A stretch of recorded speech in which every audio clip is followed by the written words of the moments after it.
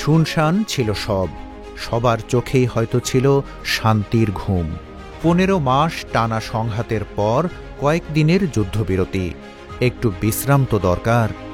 তবে হঠাৎ একটা গর্জন, তুমুল বিস্ফোরণ, আগুনের ফুলকি ছড়িয়ে পড়ল চারপাশে।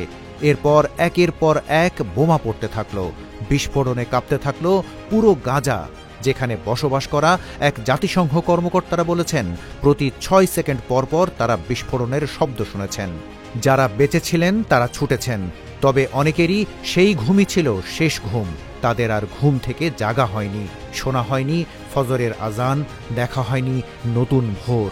ধ্বংসস্তূপে রক্তগোলাপ ফোটানোর স্বপ্নও তাদের ঝলসে গেছে ইসরায়েলি বোমায়। যুদ্ধবিরতি চুক্তি ভেস্তে যাওয়ার পরও ইসরায়েল ও আমেরিকা রমজান মাসে গাজায় হামলা না চালানোর কথা বলেছিল। তবে বেনিয়ামিন নেতানিয়াহুর দেশ এবারও ধূর্ত পথেই হাঁটল। কোনো রকম পূর্বাভাস ছাড়াই তারা আবারও গাজা উপত্যকায় হামলা শুরু করে। এই নির্বিচার হামলায় প্রাণ হারানো শত শত মানুষের অধিকাংশই নারী ও শিশু। כוח צה"ל זיהה בשוגג 3 ישראלים חטופים כאיום। ফিলিস্তিনি শিশুদের সারি সারি মরদেহ দেখে বিশ্বের বহু মানুষের বুক ভার হয়ে আসলেও মন গলছে না ইসরায়েলি প্রধানমন্ত্রীর। নেতানিয়াহু ঘোষণা করেছেন এই হামলা কেবল শুরু, আরও ভয়াবহ আক্রমণ আসছে। এক ভিডিও বিবৃতিতে নেতানিয়াহু নতুন করে ইসরায়েলি হামলার শুরুর প্রসঙ্গে সতর্ক করে বলেন, এটা কেবল শুরু। আর হামাসের সঙ্গে আলোচনার বিষয়ে ইসরায়েলি প্রধানমন্ত্রী বলেন হামলার মধ্যেই আলোচনা চলবে। হঠাৎ করে নেতানিয়াহু প্রশাসন এই হামলা কেন শুরু করল, তাদের উদ্দেশ্যই বা কী, সেই প্রশ্নের উত্তরও পাওয়া গেছে। জানা গেছে যুক্তরাষ্ট্রকে জানিয়েই এই হামলা করেছে ইসরায়েল। দেশটির দাবি তারা হামাস নেতা ও যোদ্ধাদের লক্ষ্য করেই এই হামলা চালাচ্ছে। যদিও এই হামলায় নিহতদের প্রায় সবাই নিরীহ নিরস্ত্র বেসামরিক নাগরিক। 19 জানুয়ারি হামাসের সঙ্গে 3 ধাপে কার্যকর হওয়া শর্তের একটি যুদ্ধবিরতি চুক্তি করেছিল ইসরায়েল। প্রথম দফায় ইসরায়েলি জিম্মিদের বিনিময়ে ফিলিস্তিনি বন্দীদের মুক্তি দেয় ইসরায়েল। তবে বিপত্তি বাধে দ্বিতীয় ধাপে। এবার ইসরায়েল বেঁকে বসে।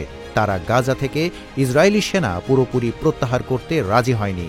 এছাড়াও দ্বিতীয় ধাপে না গিয়ে ইসরায়েল সব জিম্মিদের মুক্তি করতে প্রথম ধাপের মেয়াদ বাড়াতে চায়। The Hamas army of terror in the Gaza Strip violated the terms of the agreed framework. তবে হামাস ইসরায়েলের কূটচালে পা দিতে রাজি হয়নি। তাই হামাসের ওপর চাপ দিতে গাজায় মানবিক সহায়তা বন্ধ করে ইসরায়েল। তাতেও কাজ না হওয়ায় আবারও হামলার পথে হাঁটে নেতানিয়াহু। এদিকে আরও একটা কাহিনী আছে। মার্কিন প্রেসিডেন্ট ডোনাল্ড ট্রাম্প গাজা খালি করার প্রস্তাব দিয়েছেন।